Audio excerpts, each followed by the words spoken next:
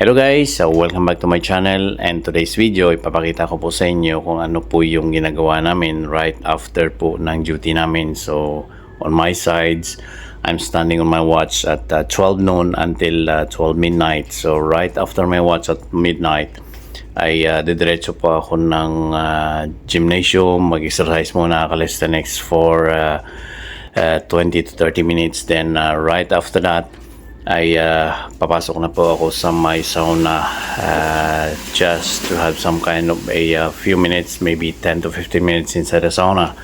So the benefits of this, kapag pumapasok po kami sa sauna ay talagang medyo papawisan ka ng mas mabilis, and some of the impurities sa may katawan natin, especially we are really trying to maintain some kind of a good health, especially here in offshore industry, ay talagang medyo maigpit po yung medical natin. So isa po yan sa mga outlet namin dito, at saka nagpapaganda ng tulog ay ito pong sauna. So ginagawa ko po dyan ay pina-preheat ko na yung sauna, then prior going into the gymnasium. So pagpasok ko na po dyan ay talagang medyo mainit na siya.